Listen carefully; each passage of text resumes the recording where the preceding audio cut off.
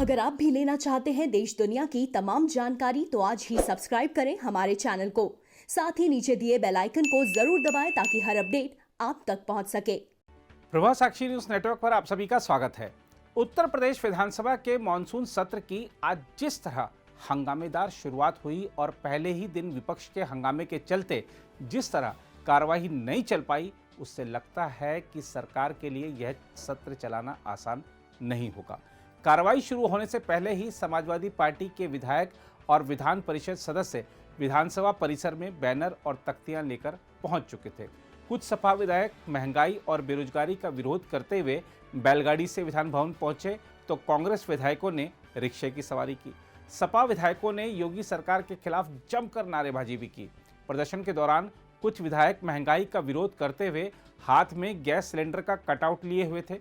कुछ विधायक हाथों में आईना भी लिए हुए थे और इससे सरकार को सच्चाई दिखाने की बात कह रहे थे। इस बीच समाजवादी पार्टी के अध्यक्ष अखिलेश यादव ने ट्वीट कर कहा, भाजपा का झूठ सबको बताएंगे, भाजपाइयों को आईना दिखाएंगे।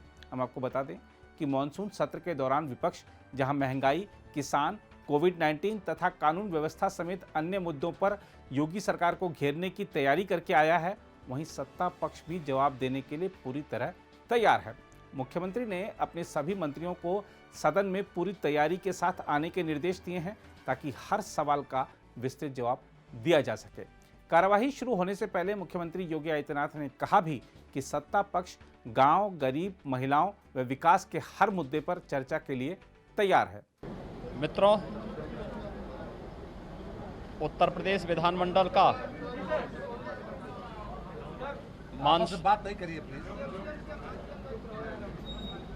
उत्तर प्रदेश विधानमंडल का मानसून सत्र आज से प्रारंभ हो रहा है। कोरोना महामारी के बावजूद जनता से जुड़ी हुई विभिन्न मुद्दों पर चर्चा करने और लोकतंत्र के इस बड़े केंद्र विधानमंडल के इस कार्रवाई में भाग लेने वाले सभी सदस्यों का मैं हृदय से स्वागत करता हूं। माननीय अध्यक्ष विधानसभा ने कल दलीय नेताओं की बैठक यहां पर ली है और उसमें भी मैंने सभी दलीय नेताओं से इस बात के लिए अपील किया है कि उत्तर प्रदेश का विधानमंडल देश का सबसे बड़ा विधानमंडल है। यहाँ से हम जो भी कार्य करते हैं, संदेश देते हैं, वह देश के अंदर अपना एक नया उसका मैसेज होता है। सरकार जनहित से जुड़े हुए, प्रदेश के विकास से जुड़े हुए, गांव के विकास के लिए, किसानों के लिए, गरीबों के लिए, महिलाओं के लिए, युवाओं के लिए की गई योजनाओं और इनसे जुड़े हुए किसी भी मुद्दे पर सदन में चर्चा के लिए पूरी तरह तैयार है। हमें इस प्रकार की किसी भी सकारात्मक पहल का हम स्वागत करेंगे और मैं विश्वास के साथ कह सकता हूं कि सभी लोग मिलकर के विधानमंडल की इस कार्रवाई को सकारात्मक रूप से आगे बढ़ाने, सकुशल संपन्न करने में अपना योगदान देंगे। कोरोना महामारी के बावजूद उत्तर प्रदेश सरकार के द्वारा किए गए प्रयास इस महामारी पर नियंत्रण स्थापित करने के लिए जो कार्य हुए हैं, इन पर भी चर्चा हो। मुझे ये बताते हुए प्रसन्नता है कि आज उत्तर प्रदेश देश का पहला राज्य होगा जो 7 करोड़ टेस्ट पूरा कर चुका होगा और 6 करोड़ लोगों को वैक्सीन देने वाला भी पहला राज्य यूपी होगा। देश के अंदर सबसे बड़ी आबादी का राज्य, कोरोना प्रबंधन से लेकर के कोरोना की टेस्टिंग और वैक्सीनेशन आदि को लेकर के किए गए प्रयासों पर अगर हमारे सभी मित्रगण सहयोग करेंगे तो स्वाभाविक रूप से जो अफवाह फैलाने वाले तत्व हैं वे बेनकाब होंगे और सुरक्षा कवच के रूप में देश के यशस्वी प्रधानमंत्री जी ने वैक्सीन उपलब्ध कराया है। मुफ्त में वैक्सीन, सबको वैक्सीन, इस वैक्सीन का लाभ भी सबको प्राप्त होगा। आज के इस अवसर पर विधानमंडल की कार्रवाई प्रारंभ हो रही है। विधानमंडल की कार्रवाई में भाग लेने वाले सभी माननीय सदस्यों का मैं हृदय से स्वागत करूंगा और विश्वास करूंगा कि वे अपने अनुभव का और अपनी सकारात्मक ऊर्जा का लाभ प्रदेश की 24 करोड़ जनता को उपलब्ध कराएंगे। उधर विधानसभा की कार्यवाही शुरू होने पर सरकार के राज्य मंत्री समेत 6 दिवंगत सदस्यों को श्रद्धांजलि दी गई और उनके शोक संतप्त परिजनों के प्रति संवेदना प्रकट की गई। विधान परिषद में तो समाजवादी पार्टी के सदस्य हंगामे के लिए इतने उतावले थे कि वह शोक प्रस्ताव के दौरान ही वेल में आ गए और हंगामा करने लगे। शोर शराबे के बीच मुख्यमंत्री योगी आदित्यनाथ ने शोक प्रस्ताव रखा। तत्पश्चात दिवंगत सदस्यों को श्रद्धांजलि देने के बाद भारी हंगामे और शोर शराबे के चलते सदन की कार्यवाही स्थगित कर दी गई। विधानसभा में भी सपा नेताओं ने शोक प्रस्ताव के दौरान भी वेल में आकर पोस्टर लहराया। हम आपको बता दें कि उत्तर प्रदेश विधानसभा का मानसून सत्र 24 अगस्त तक चलेगा। सरकार 18 अगस्त को दोपहर 12:30 बजे अनुपूरक बजट पेश करेगी। दूसरी ओर दिल्ली के मुख्यमंत्री और आम आदमी पार्टी के राष्ट्रीय संयोजक अरविंद केजरीवाल ने ऐलान किया है कि उत्तराखंड में अगले साल के शुरू में होने वाले विधानसभा चुनाव में कर्नल अजय कोठियाल आम आदमी पार्टी की ओर से मुख्यमंत्री पद के उम्मीदवार होंगे। केजरीवाल ने देहरादून में पार्टी के कार्यक्रम को संबोधित करते हुए यह ऐलान किया। अजय कोठियाल साहब को आम आदमी पार्टी का सीएम कैंडिडेट बनाया जाए। अजय कोठियाल साहब वो शख्स हैं जिन्होंने फौज में रह के देश की सेवा की, अपनी जान की बाजी लगा के आतंकवादियों का सामना किया, अपनी जान की बाजी लगा के इन्होंने पाकिस्तान का सामना किया, इन्होंने देश के दुश्मनों का सामना किया।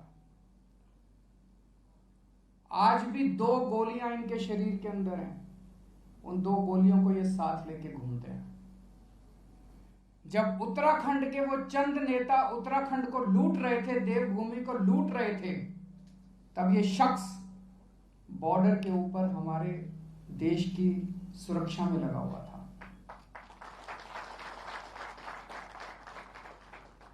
तो उत्तराखंड के लोगों को ऐसे देशभक्त की जरूरत है जो अपनी जान की परवाह किए बिना तन मन धन सब कुछ लगा के उत्तराखंड के विकास के बारे में सोच सके। कुछ साल पहले केदारनाथ पे आपदा आई थी, केदारनाथ को काफी क्षति हुई थी। एक बार तो ऐसे लग रहा था जैसे कैसे इसको ठीक किया जाएगा।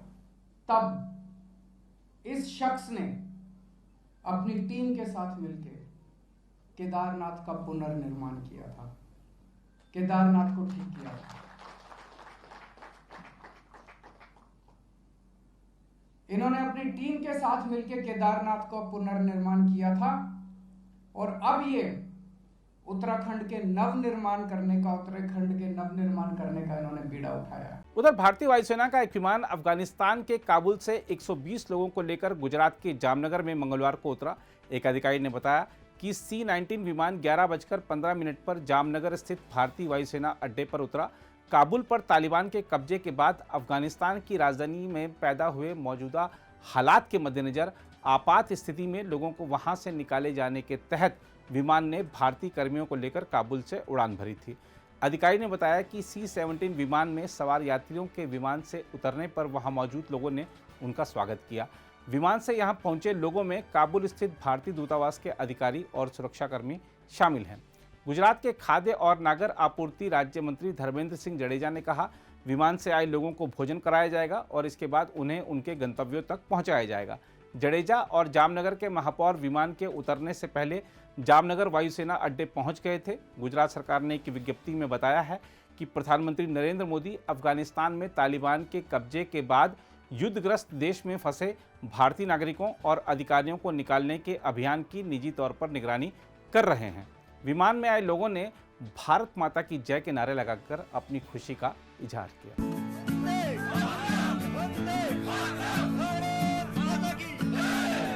दूसरी ओर टोक्यो ओलंपिक में स्वर्ण पदक जीतने वाले नीरज चोपड़ा का अपने गृह नगर पहुंचने पर भव्य स्वागत किया गया।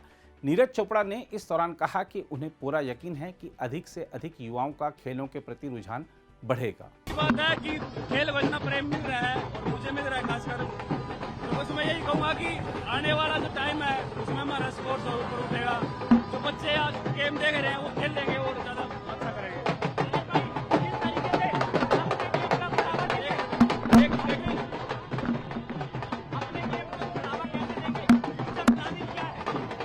अब मैं अपनी तो मेहनत करूंगा, लेकिन मुझे लगता है कि जो ये मेडल आया है ये काफी इंस्पायर करेगा जो बच्चे गेम करना चाहते हैं। अच्छा है, बढ़िया है। कैसी तैयारी की आज घर पहुंच रहा है? अच्छी से तैयारी कर रखी है और सब तैयारियां करी हुई है, स्टेज लगा हुआ है और खाने में उसके लिए चूरमा बना रखा। तो अभी थोड़ी देर में पहुंचने वाले, कैसा स्वागत होगा उसका? अच्छी तरह स्वागत होगा और धूमधाम से होगा। तो आज पूरे रिश्तेदार सब बुला लिए हैं, गांव पूरा इकट्ठा होने वाला है। हाँ जी, पूरा इकट्ठे हुआ। और कितने लोगों का खाना बना हुआ है आज? जी गिनती है नहीं तो कितना का बनेगा। तो और क्या स्वागत की और क्या तैयारी की है आपने आज? बस तैयारियां तो यह है भी आएगा, अच्छी तरह से स्वागत होगा और धूमधाम से डीजे बजेंगे। बात हुई थी आपकी उससे आने से पहले? कुछ बात हुई आपकी? नहीं जी, बात नहीं हुई है अभी कुछ। दिल्ली से अब गोल्ड मेडल सबसे पहले कहाँ रखा जाएगा जाते ही? वो तो मंदिर में रखा जाएगा जी, जो माँ का नाम लेके उसके बोला था तो माता के मंदिर में रखा। अजय कोटियाल साहब को आम आदमी पार्टी का सीएम कैंडिडेट बनाया जाए। अजय कोटियाल साहब वो शख्स हैं